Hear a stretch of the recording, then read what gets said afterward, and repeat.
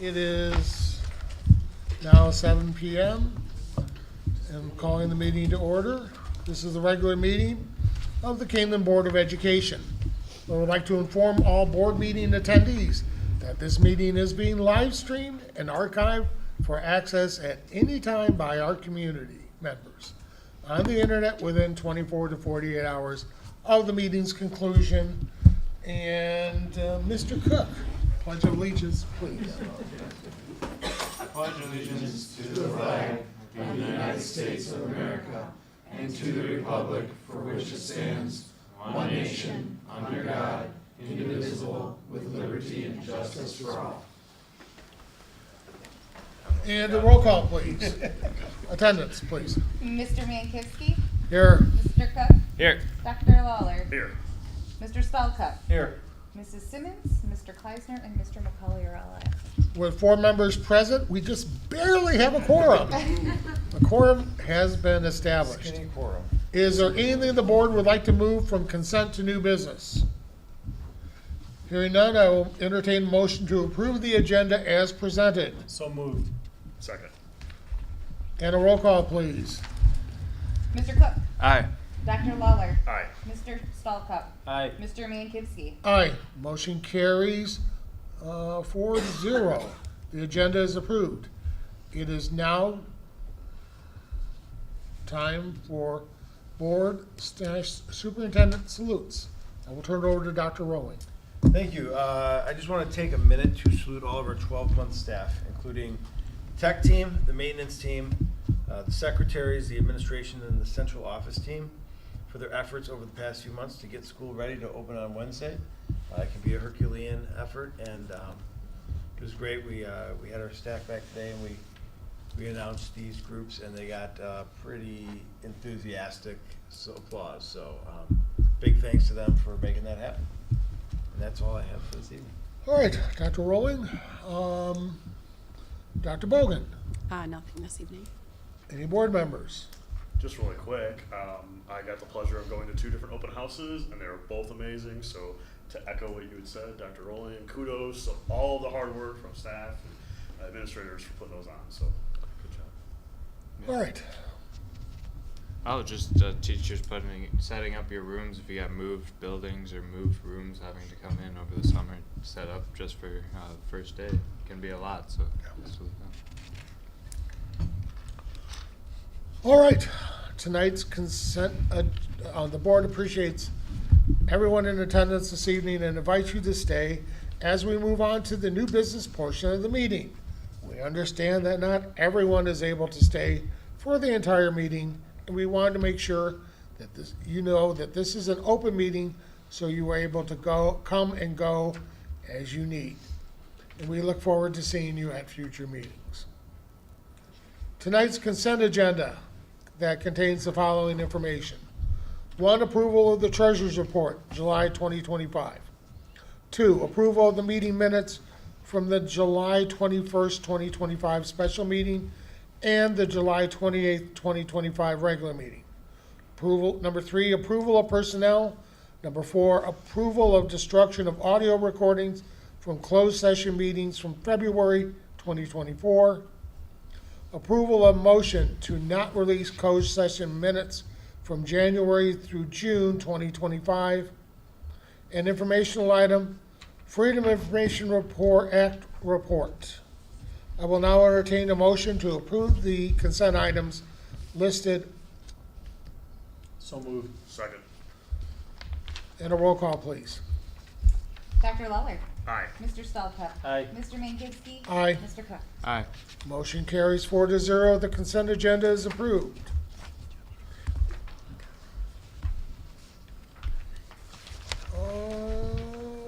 Public comment. We use the public comment section as an opportunity to listen to our stakeholders. The board does not debate or engage in conversation during this time. I'd like to remind everyone to state your name and village of residence for the record. Please limit your comments to 3 minutes or less. Public comment is a maximum of 30 minutes with a 20-minute total length of time for any one subject. Those who speak are asked to maintain a tone of courtesy and civility. And seeing none, we move on to new business. The first item of new business is the community solar discussion. Dr. Bogan, if you would please provide us with more information.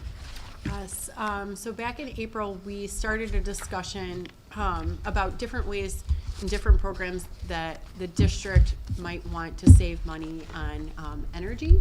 And so we have Becky Thompson here, back with Nania Energy to give us an update and to continue the discussion specifically around community solar. So thank you for joining us. Yes, thank you for having me. Lovely to see you all again.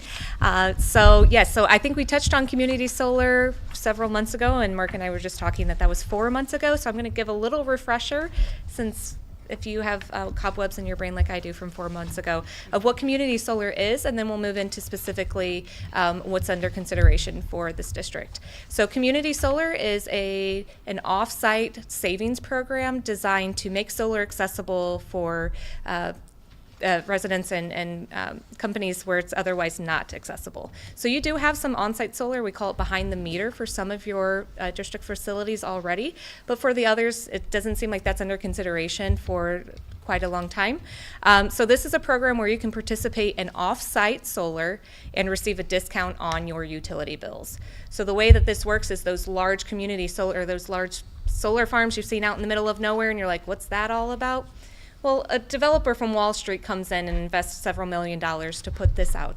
And as that power is generated, that power creates credits on the open market for that electricity.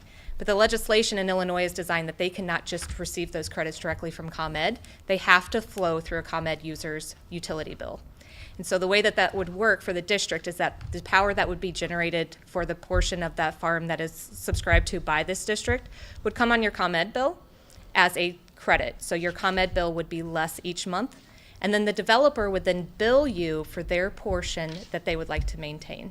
So in this case, it's a 10% discount, but it's not really a discount. What it is the developer would bill you for 90% of those credits that were generated, and you get to maintain and save that 10% difference. So to put this to math, if there was $100,000 in power that was generated from the portion of the asset that you are subscribed to, you would receive a $100,000 credit on your ComEd bill.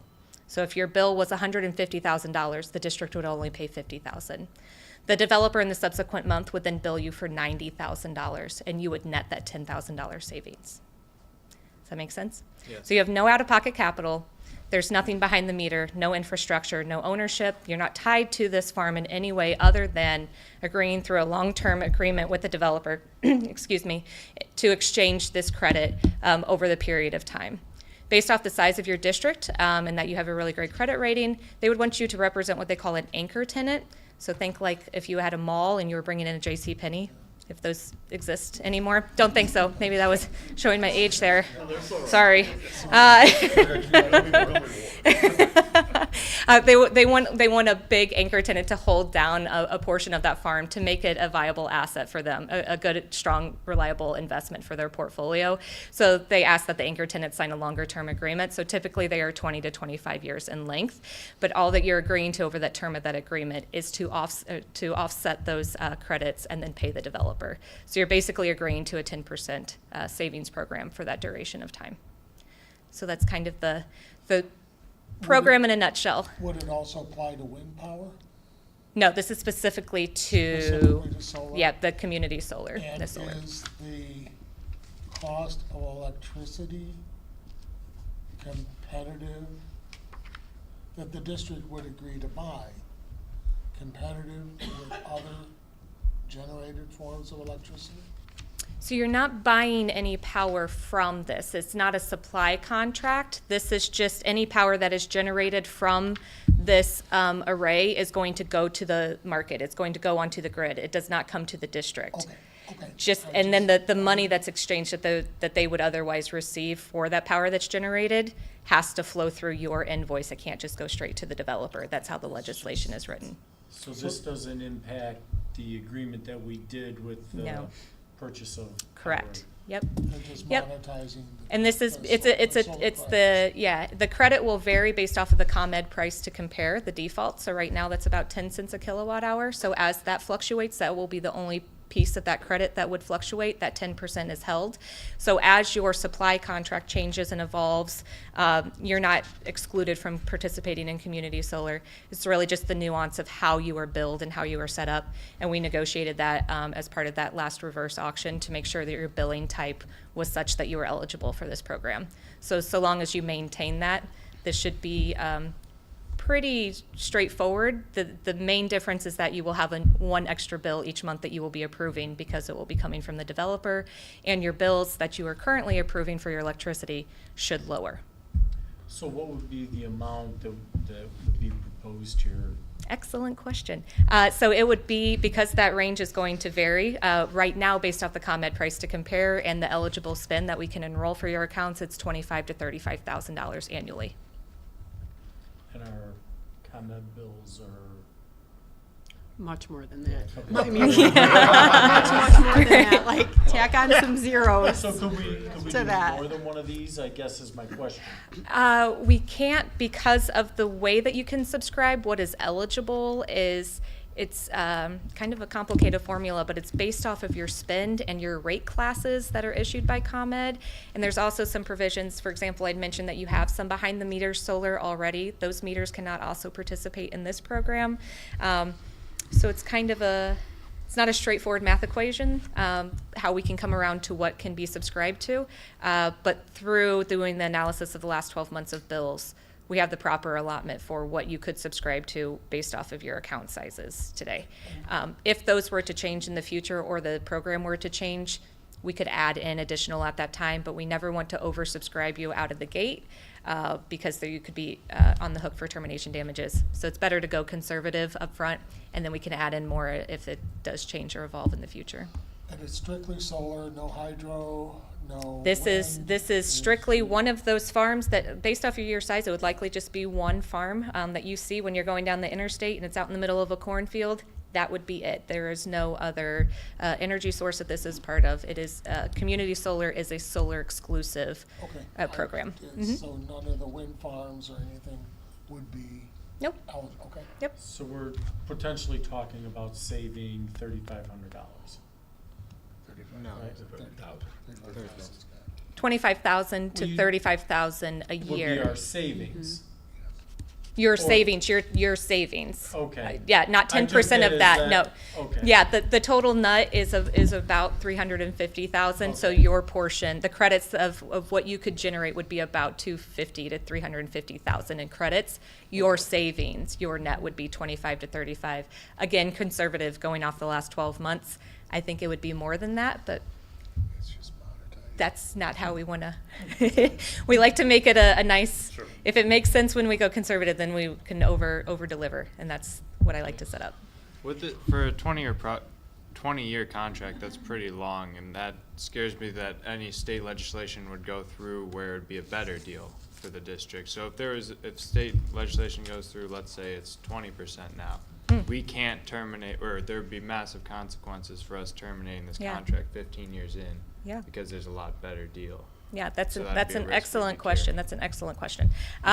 Right now, the current marketscape is that things are actually getting harder for solar to come onto the market with the removal of some of the federal tax incentives.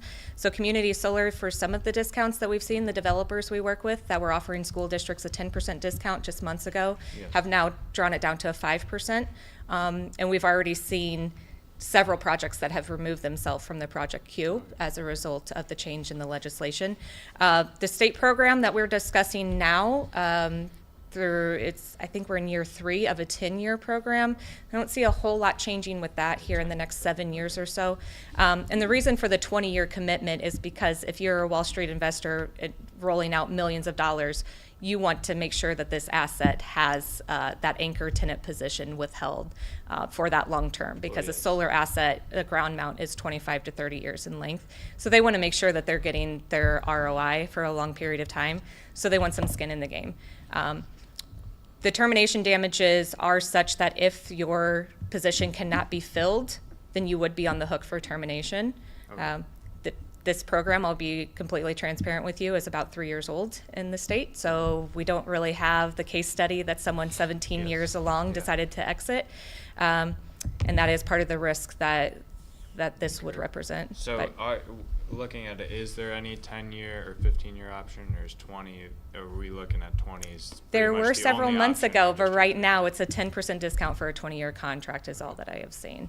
And honestly, if you're getting the discount and you're getting that foothold in the savings, the longer term contract actually works in your favor, because 10 years from now, if the market shifts and you're offered a 10% and they know that they could exit, because it's usually bilateral language. So the developer could pull out at 10 years and say, okay, I can sell it to someone else for 5% and net an extra 5% nut. Yes. That leaves you on the hook, and then you've lost half of that potential savings. So the 20-year actually works well in your favor, I believe. Typically, the contracts include like 180-day out language, so you have 6 months if you know that, for example, maybe you have one facility that you want to put behind the meters solar on, or you're selling a school, or something changes, right? 20 years is a long time for a school district. You provide them 6 months of notice, and they can find someone to fill that position, and then you're not on the hook for that termination. Okay. So. Is that our only exposure then? It's the length of time is typically the biggest obstacle. Yeah, because I was trying to think of like the inverse of Edmund's question, right? Like not that we have like a better deal that we missed out on, but like a worse deal that we're locked into, right?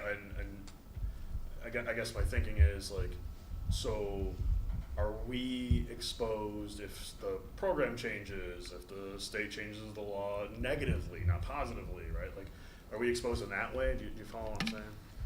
I do. It's an interesting question, because I guess there could potentially be exposure if the legislation in the state would change it, how the credits would be issued. Yeah. You know, if the developer decided to sell, or the asset was no longer viable or something like that, Right. that wouldn't represent any exposure to you, because if you're not getting the credits, if it's not generating electricity, you're not getting the credits, so you're not receiving a bill. Right. Okay. So potentially, Is more yes. neutral or Yeah, and Illinois is such a solar-friendly state, Right. and we're in year 3 of a 10-year program. I mean, it's I possible. mean, it wouldn't it's be. possible. I mean, right now, anything is possible. Things have happened I never thought were possible, but so I guess that is the potential. But the provisions I have seen, that if the law changes in such a way that it makes it financially to the detriment, and we can double check to make sure that that's bilateral, Okay. that there would be an out based off of legislative changes. Because if it's no longer a financial model for the developer as well, they may want to let you out of the contract anyway, because Sure. they no longer can make a profit off of it. That makes sense to me. Yeah, it would make sense to have that kind of safety net. Yeah. for Yeah, sure. I mean, it's a similar question to on-site solar, right? You have behind-the-meter solar. If net metering disappears in Illinois and it's no longer applicable for you, then the financial changes for that as well. That's also a long-term decision that the district has made in the past. So very viable questions, absolutely. And so we wanted to bring it to you as an option. I don't have a lot of great news when it comes to energy savings these days, but this is something that for the short term is something that would represent a guaranteed discount, for lack of a better phraseology, for the duration of the contract. Sounds good. Any other questions? What percentage would we have in this program if we did it to get, so round numbers, we're putting in 350,000 of our bills. Is that half of our overall? It bill? represents the delivery only, because based off of your rate classes, what you spend on supply is not eligible for this program, only your spend for the delivery based off of your rate class. So what you spent, so your bill is kind of chunked into 2 sections. What you have paid to ComEd for your delivery, your local delivery and charges and taxes over the last 12 months for the eligible accounts. Then we take 85% of that number, again, to be conservative and not oversubscribe you in the event that maybe last year's usage was higher than this year. And then of that 85%, that's how we calculate what that 10% number would be. So this is roughly 85% of our. So $350,000 for easy numbers represents about 85% of your spend to ComEd for delivering charges only for the eligible accounts over the last 12 months. And I can get you the total spend with the supply charges as well. Yeah, and we have the spreadsheet as well that I can share Yeah. with you, that it breaks it out by account and meter number for you. Yep. Does that math make a little more sense? Yeah, I understand, I'm not convinced, I guess, we should throw that much into a single, pot. If we did part of it now, part of it later, Oh, I what does see. that look like? So have a smaller subscription size Yeah, upfront. potentially. Okay.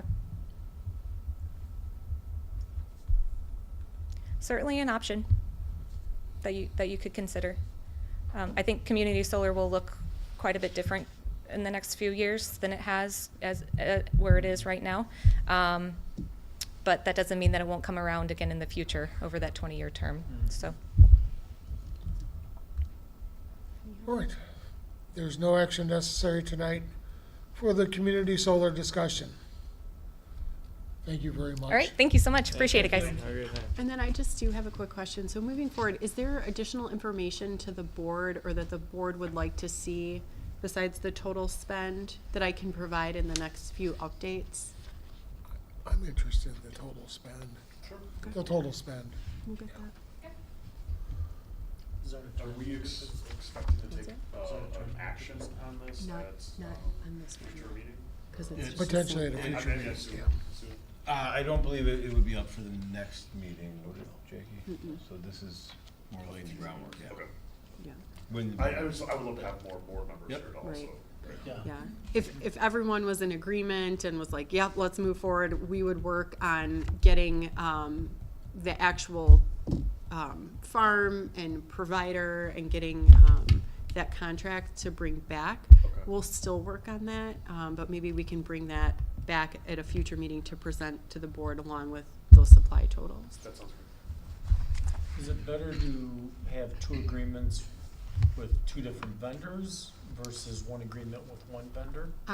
We would typically work with one vendor because then you're looking at, it may be two smaller amounts with each one, but they'd still be 20-year agreements. And so I would want to limit that, the number of those long-term Mhm. agreements to one. Okay.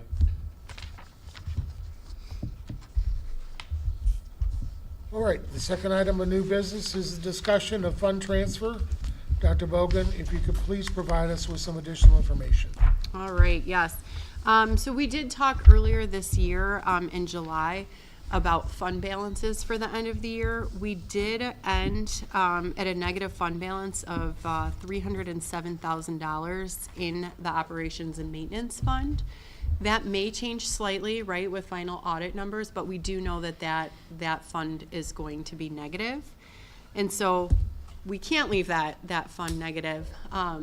One of the things that we need to do to rectify it is considering and implementing fund transfer.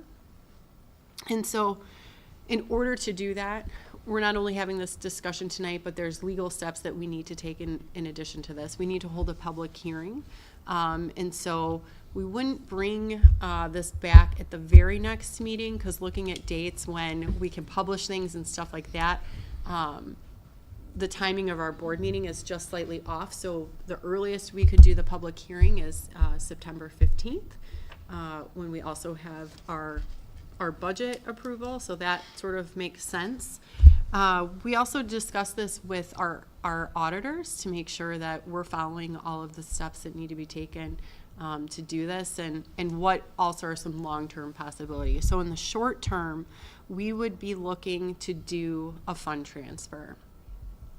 We could use different funds, but right now we do have approximately $2.3 million in our working cash fund that we've been building up, and so we would be able to permanently transfer some of that money, I'm not recommending all, to cover that shortfall and then also give us a cushion moving forward. We have been deficit spending in that fund in particular over the last couple of years, and so as you'll see, with this upcoming budget, we are not deficit spending, and so trying to resolve that. So going forward, we'll have a little bit of a cushion with the fund transfer, but then also ensuring that we're not deficit spending out of that fund, and that what are we doing long term? Already looking at the upcoming levy for this year, we are capped on what we can ask for overall. But there is a little bit of room in between funds that we can kind of move some things around. And so maybe it's, we levy a little bit more in the operations and maintenance fund, and we levied a little bit less in the ed or the transportation fund, to make sure that we're maintaining those balances. And then really looking on a regular basis is, where are we at with the budget month to month? What has our spend been? What are things we can do in operations and maintenance to bring some of those expenditures down? Hence the community solar discussion. But finding different programs and things that we can take advantage that are out there. So for tonight, I did want to hear from the board about any questions, recommendations. Is everyone comfortable with moving forward with a fund transfer of $1 million? And if so, then I would like to move forward with getting the resolution reviewed by our attorney, also having it posted for the public hearing so that we could bring that back to September and have the public weigh in, and then also seek board approval at that time. Yeah, I'm definitely comfortable with the fund transfer if it frees up what we can do in the operation and maintenance and doesn't freeze us. The only question I had is, I forgot what we voted on that policy for our the cash on hand. Does this would affect that, right? Or It doesn't right now. So our cash on hand policy is for all operating funds, and we did not vote to change that. Okay. Right now, if you look at the treasurer's report, we actually have about 154 days cash on hand, which is about 9 days less than this time last year. And that's due to, Okay. we've depleted some of our beginning fund balances as of last year. And so, we are, maintaining our policy with fund balance. We're not below the 45 days. We'll get we'll get taxes in again in September. So, this is typically the time of year when we do have more cash on hand. And so we do see those higher numbers. So is the working cash fund, that is the cash on hand, correct? Or No, is it- it's a not? separate fund. Oh. And it can be used for very limited amounts of things. And one of the things I think a lot of districts use it for is to be able to transfer into other funds Okay. when maybe they have a shortfall somewhere. And so year to year, we only levy about $100,000 in the working cash fund. So this working cash fund has been built up very steadily and slowly over time. And so what we would look to do is to consistently replenish that, right? To keep levying that small amount and to slowly build it back up. One of the things Dr. Rolling has talked a lot about is sort of that, okay, if we're gonna spend it then or move it, we need to have a plan then to replenish it. And so that would have to be part of the plan, that we would continue to maintain that levy in that fund. Okay, So sounds we good. I would didn't know look that. to replenish that when we get taxes in September. We would just build it over time again. So sort of yes and no. So when we get our taxes in September, that's from the levy that we did last year. So that's already money accounted for. What we would do when we actually file the levy this year is that we would begin to replenish the working cash fund through a very conservative levy in that fund. I would never come to the board or come to the community looking to replenish $1 million or levy that. We would literally work to do about $100,000 as we have been over the next 10 years to replenish that. Yeah, like So this is it's a short-term solution to use working cash to replenish the O&M fund. And so it's a longer-term solution to replenish it. But not only do we need to do the fund transfer, but we also need to consistently look at spending in operations and maintenance to make sure that we're spending within the means, right? So what money we have coming in that's the money that's going out, that we're not continuing to deficit spend in O&M. So what would be the alternative if we said that we didn't wanna take $1 million out of that account, we wanted to take something less? You can do that. That would not be my recommendation, only because, I realize we have the referendum. I realize that we have lots of projects, but we do have lots of other needs, and I wouldn't want to make the operations fund essentially flat and know that every year, you know, we're constantly going to have to be watching this fund, like, you know, and really, I mean, really maintaining and possibly having to make cuts to things because we can't maintain a fund balance there.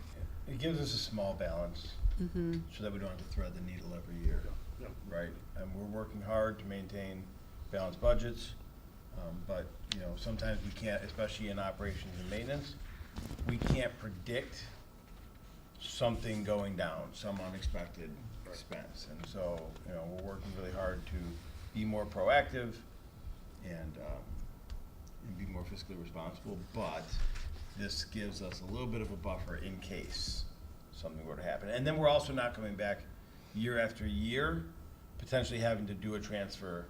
You know, we want to do this once and be done, rather than being in the same position next year saying, okay, well, we moved 400, but now because, you know, a roof unit went out, now we gotta do the same thing. So this allows us to make it once and then move forward with Just to long-term. piggyback on that, I agree with you absolutely, and I think that is the strategy that the board should employ. But to caution folks at home who are listening, who are like, oh, they're having a public hearing and they're short on money. That is why this mechanism exists, right? This mechanism exists to do this exact thing, right? That funds like the O&M fund can be fluid sometimes, and so you have this working cash fund then to support that, right? And so a public hearing is just to show that it's very transparent and that we're not trying to, like, you know, play funny with the money. Like, it is just to show everybody this, right? So I think sometimes people hear public hearing, though, they're like, uh-oh, they're in trouble. No, that is not you know, we are just simply, you know, doing what you might do at home. If you have a savings account, you need to move your money into your checking account in order to cover a big bill you don't expect. In the public hearing, you know, is required in certain instances for the levy. This district has chosen, you know, even though it wasn't legally required, that we hold a public hearing for the levy every single year. And so, you know, it is part of the legal requirement for this as well, and it is because of that transparency piece, so.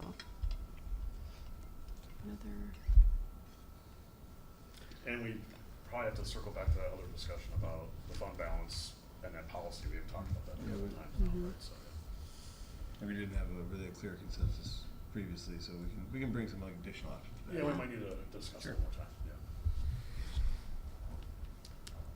So the only update from the board memo, just based on timing of this, instead of bringing this back at the August 25th meeting, I would bring it back to the first meeting in September, which I believe is September 15th.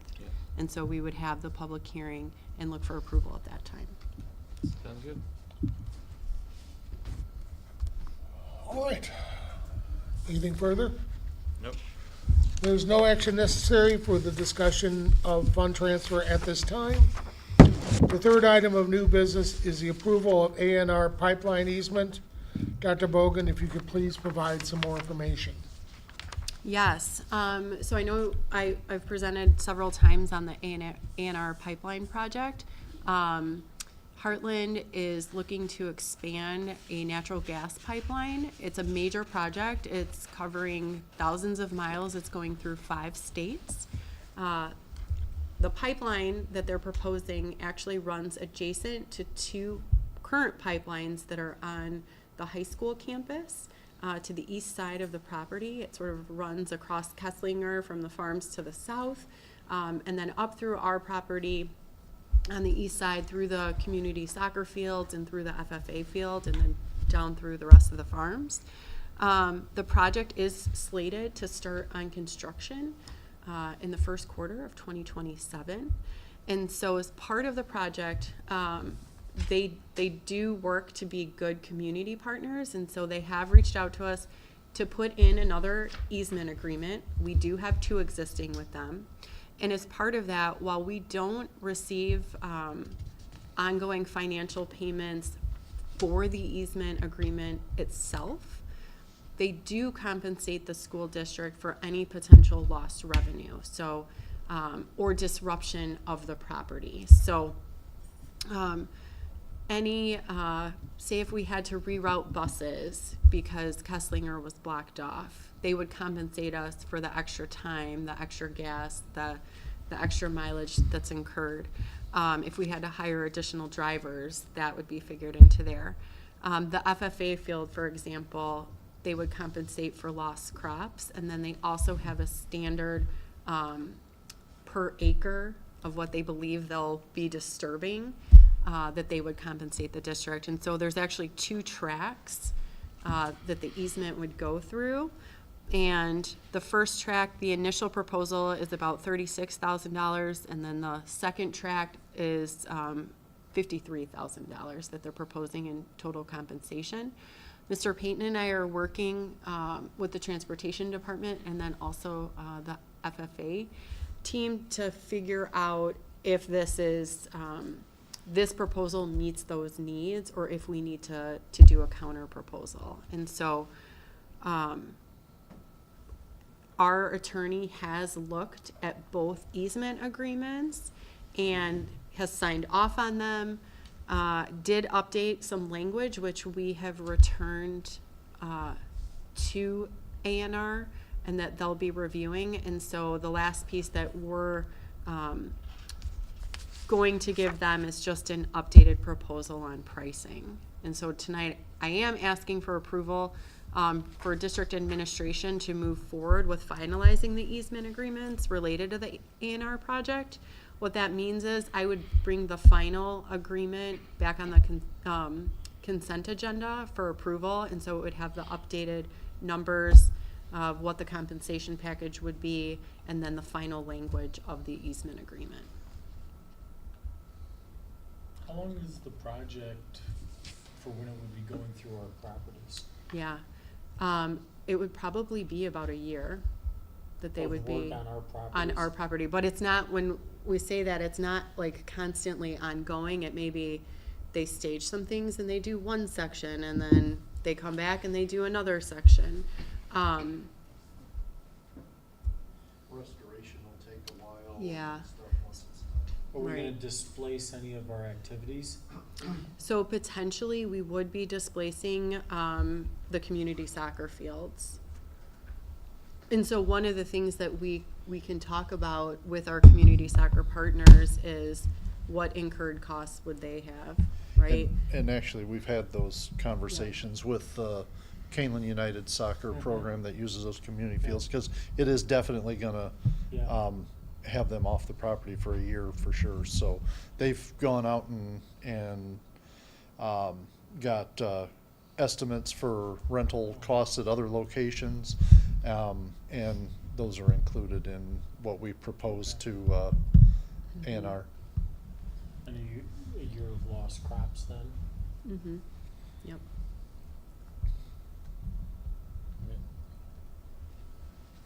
Not that I'm proposing this, I am not proposing this. But what if we refuse to agree with them? Well, what if we refuse to get into an agreement with them? Yep, so that's a very good question. Yeah. Under the law, we are legally obligated to provide the easement. Right. Because this is a much larger federal project that's going on. And so I do think that they really look to be good community partners. Mr. Payton and I have had several meetings with the project manager on it. And one of the things that we were really excited to learn about is how much they do give back to the community. And they've shared a lot of information with us about how they can give back to Kaneland. They have several community grant programs that we're looking into and how we might be able to take advantage of those. So, you know, they have everything ranging from $5,000 for smaller things up to projects for $25,000 grants. So, and those are ongoing. So those would be ongoing opportunities. That's not like, oh, you can apply once and then we leave and there's your grant money and we never see you again. Those are things that we can apply for annually. So they do a good job, and I can share it with the board as well, and we can get it posted on their website, just detailing past grant recipients. And a lot of them are municipalities, are schools. Education is huge for them, especially CTE. And So you may so, have heard we have some CTE projects. I was gonna say. yeah. How are they at building field houses? We've talked about that, like, Relocating oh, the fire Heartland A&R Field House here. But jokes aside, Yeah. I do think that there are other opportunities for them, you know, and us to be good partners in this. So, but we do already have 2 easement agreements with them. And so it was very easy for our attorney, when he looked at this, he's like, this is almost identical language to what you already have in place. So that's good. There's nothing radically different that stood out. Do you And there wanna- haven't been any major costs associated with, to the Kaneland, associated with the existing easements? No? No, Yeah. I'm none really that I'm aware of. No issues that you're aware of? No, I mean, several years back, they had to upgrade the pipeline. So my understanding is that this new one that they're putting in will be that upgraded level, which is the most safe level of pipeline. So they won't have to come back in 10 years and say, oh, we got to upgrade the pipeline, because right now, what we have and what they will put in is the highest level of safety, because we're not like a farm field, you know. Right. And it's just the pipeline, no compressor station? No. On our property? No, Okay. And this is going further east than the current ones? correct. That was my other question. Is there really any environmental concerns or any? No, I don't believe so, not long-term. Okay. You know, I mean, short-term, because you're gonna have I mean, work you're and. gonna dig a hole, but like, Yeah, yeah, right, but yeah. not long-term. Okay, good. And we do annual pipeline safety training. We've had people from A&R, they come out and provide that. And so if anyone would like to do that, we'd be more than happy to have you. Good.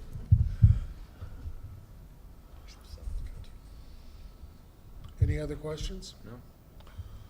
Okay, I will now entertain a motion that the Board of Education authorizes district administration to move forward with finalizing the easement agreements related to the A&R Heartland project. So moved. Second. And a roll call, please. Mr. Stallcup, Aye. Mr. Mankivsky, Aye. Mr. Cook, Aye. Dr. Lawler. Aye. Motion carries 4-0. The finalizing of the easement agreement related to the A&R Heartland project are approved. The 4th item of new business is the KHS student academic update for the 2024-2025 school year. Dr. Rowland, if you could provide some more information. Yeah, I'm gonna let somebody else talk other than Dr. Bogan. So we have Ms. Sorry. Cattell here with us this evening, and she is gonna provide some data from the high school, specifically some things highlighting accomplishments from our class of 25. And is this set, Ben? Okay, awesome. Thank you. All right, so celebrating our students, which actually is kind of the favorite thing I like to do. So,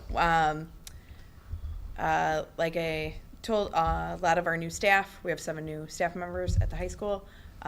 We have great kids, and they do amazing things. And so it's always a pleasure to kind of highlight for them. You know, at Kaneland, we really do try to get them college, career, and community ready with all of their skills. And so the numbers here, besides the freshman on track, and I'll get to that in a little bit, are all reflective of our students that attend Kaneland High School. So not our outplay students and other things going on, our transitional kiddos and things like that. So just kind of highlights those that are in there. Oh, I'm sorry. So senior academic achievement. We had 2 seniors that were recognized for the National Merit Commended Scholars. So they are recognized for their exceptional academic promise based off of their performance on their PSAT and MSQT, which is a test they voluntarily took. So we had 56 juniors last year that said, yes, I want to take this other standardized test besides the ACT, so that they could try to qualify for this national merit. So that means they represent the top 3 to 4% in the nation for that. So that's pretty cool. Is there a pre-ACT that they take now?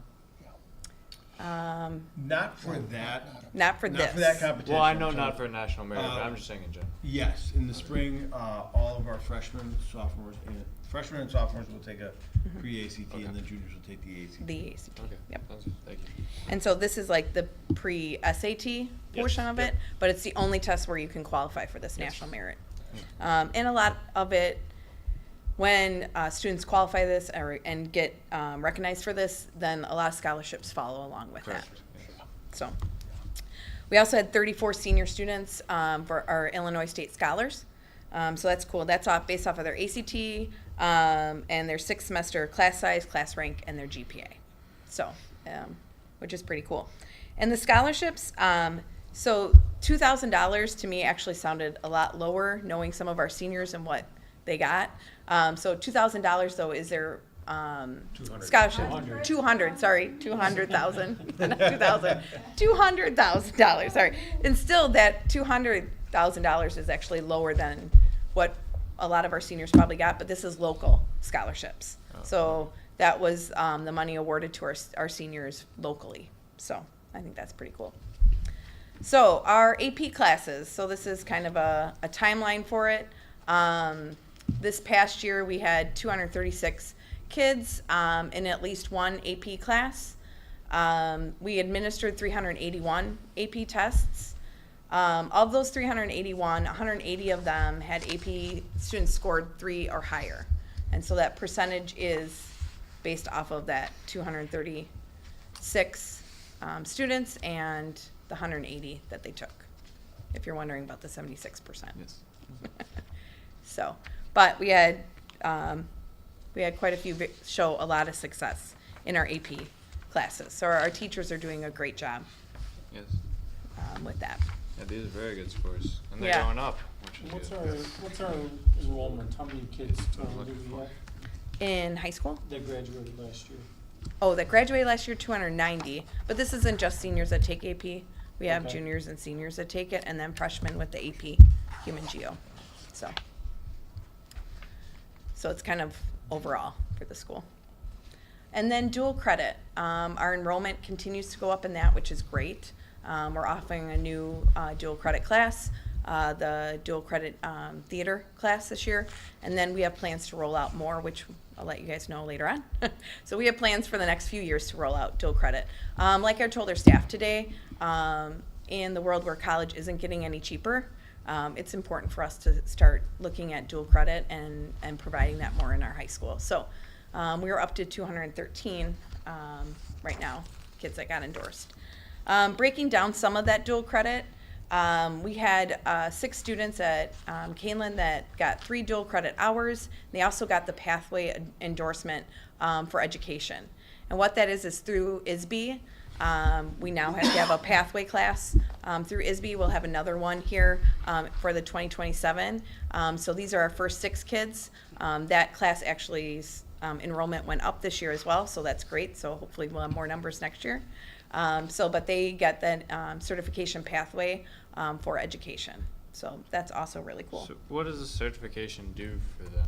What are they able to do with the certification? So it allows them, so like when they're applying for colleges and they go into that college of education, those are one of those pathways, those classes, those credit hours go towards that depending upon the school that they're applying for. Okay. And also it's a certificate for that. So if there's certain classes for that, and if you apply directly for that, that also looks really good for Oh, college. yes. So that was an initiative by ISB Yeah. over the last few years.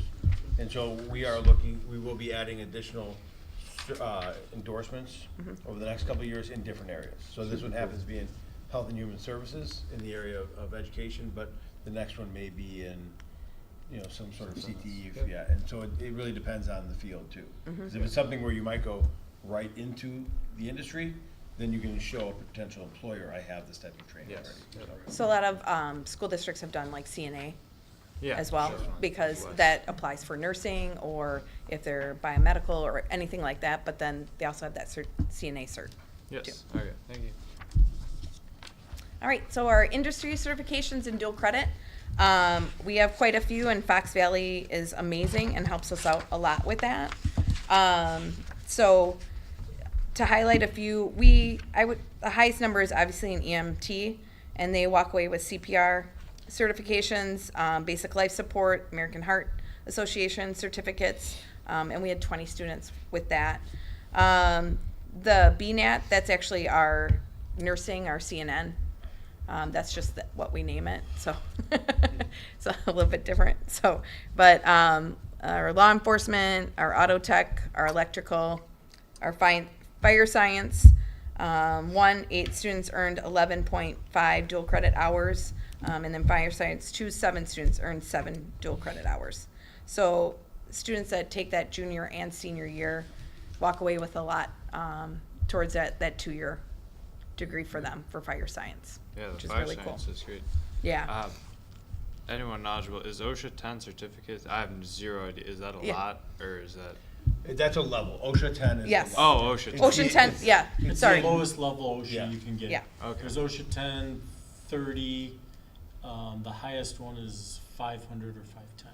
Oh, okay. A lot of, like our CTE classes around the state, when they have that, they really work towards certain classes getting that OSHA. Okay, very cert, cool. That basic one. It's like an entry level Yeah, well, that's good to get. baseline. Yeah. It's good for students to walk away with that. Yeah. And then freshmen on track. So this is actually the number we reported to ISB, is our 89.78 for freshmen on track this year. The year prior, it was 87%. So we did increase our freshmen on track. And then Sorry, last, I don't mean to. oh, no, you're fine.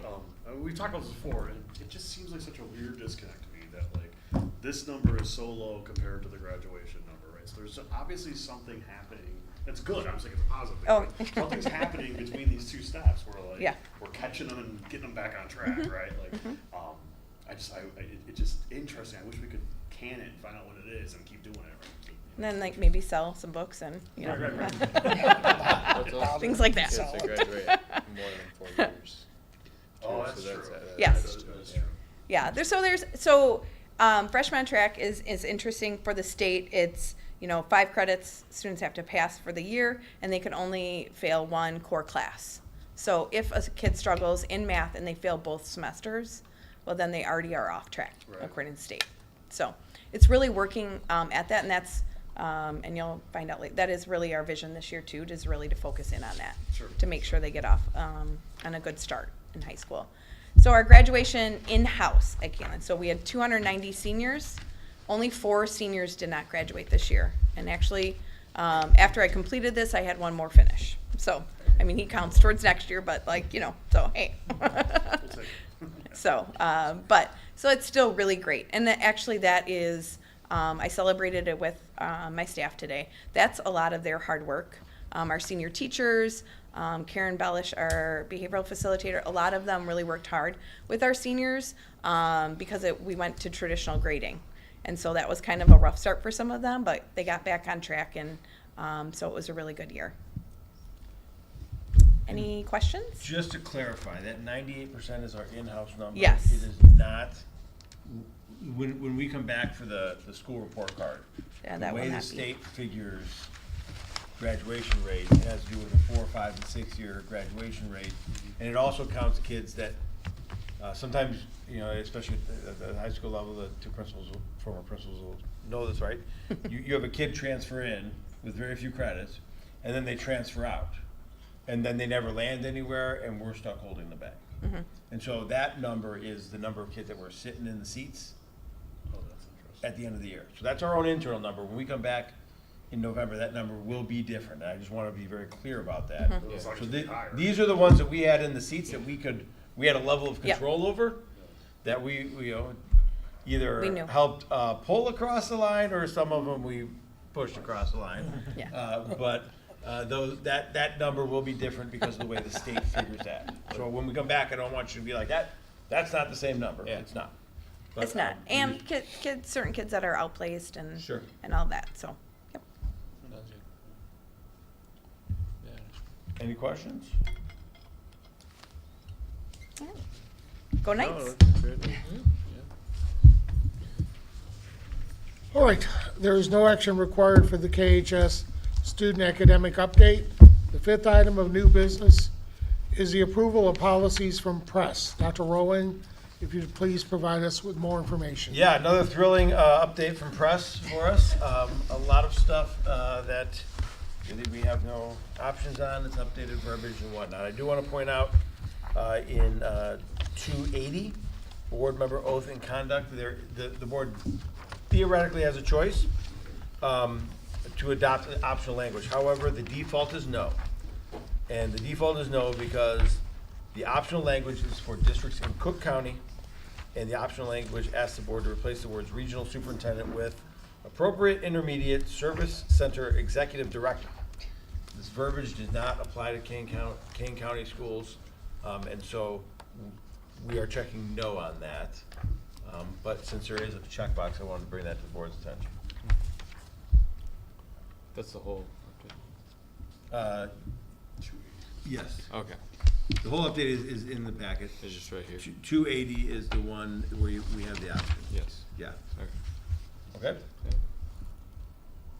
Any discussion? Nope. I will now entertain a motion that the Board of Education approve the recommended policy changes from press on first reading. So moved. Second. And a roll call, please. Mr. Mankowski. Aye. Mr. Cook. Aye. Dr. Lawler. Aye. Mr. Stahlkopf. Aye. Motion carries 4-0. The policies from press have been approved upon first reading. It is now time for superintendent and board report. Dr. Rowling, do you have anything to share? Oh, do I? So today we welcome back all of our staff. It was great to see all their faces in the auditorium. It's nice to have some new people to talk to. You know, you get the same old faces all summer. We will. These faces. I'm like, Yeah, I know. Well, they're tired of me too. We will welcome back all of our students on Wednesday to begin the 25-26 school year. I want to wish everyone a great start to the year, and I will tell you, I am looking forward to seeing the faces of the students and enjoying their energy as they walk our halls. Today marked the beginning of fall athletic practices at Kaneland High School.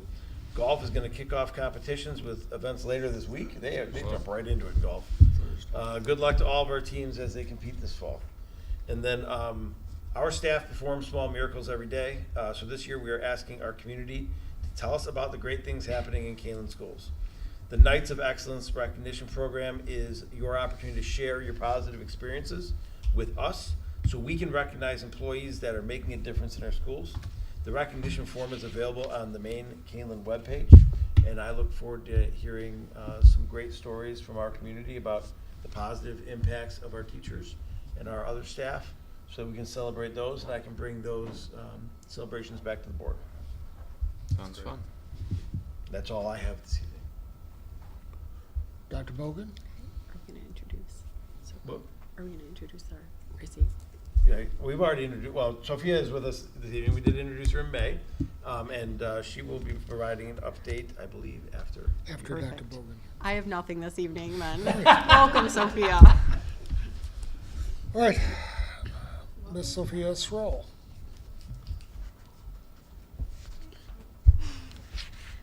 Hi, I'm Sophia. Good evening. Welcome back to school, Kaneland. I hope everyone enjoyed their summer break. Even though school was not in session, there's been a multitude of activities and events going on at the high school, such as Boys and Girls Basketball Camp in June, and then baseball, softball, and Boys and Girls Soccer Camp happened in July. Along with that, there was also elementary and middle school camps that those programs helped run and just support. The Kaneland Arts Initiative also put on their 14th annual summer musical. This summer they performed Disney, The Little Princess, 2 weekends in a row. With all those being said, there's also some teams that have been working hard over the summer to prepare for their first matchups as well. Football and volleyball started their camps in July and will continue to practice into the school year. Volleyball will prepare to play their first match on August 25th against Genoa Kingston High School, and then football will play their first game against Rock Island High School on August 29th. The high school also held their new student orientation last Thursday, giving students a chance to walk their schedules and become familiar with the hallways. I hope everyone has a great start to this school year and an amazing school year. Go Knights. Okay, thank you. Thank you. And welcome, Yes. Welcome to the board. Board members, anything? Okay. Are there any topics for future agenda that the board would like to discuss? Yeah, not to give them more work, and now they probably won't like me, but after the first quarter in October, November, if we could have the 2 new principals at McDowell and Shields give a report on what they've been up to and Sure. what they've added to the culture of those buildings. Okay, absolutely. When do we do for a report on the status of McDowell? We'll do updates throughout the year. So we voted to approve the plan in June. Right? We will do, we have to provide quarterly updates to the state, so we can provide a version of that update to the board as Okay. we go.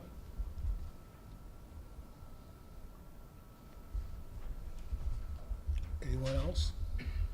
Any legal updates for the lawsuit? Not at this time, no. Okay. We're in a holding pattern. Okay, thank you.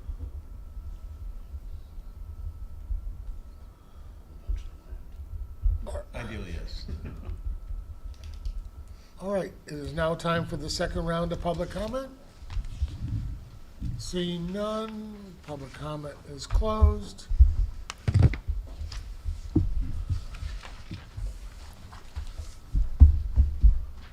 The Board of Education is scheduled for a closed session to discuss Illinois Open Meetings Act, Section 2, Sub C, Sub 1, where there will be no action taken following the session. Therefore, after the vote to go into closed session, the recording of tonight's meeting will be concluded. I will entertain a motion to go into closed session to discuss Section 2, Sub C, Sub 1 at 8:01 p.m. So moved. Second. And a roll call, please. Mr. Cook? Aye. Dr. Lawler? Aye. Mr. Stolpe? Aye. Mr. Mankowski? Aye. And That's it. Yep. I need, Julie, I just need to record. Huh? Close, everybody else. Yeah. All right, we're closed. Have a good night.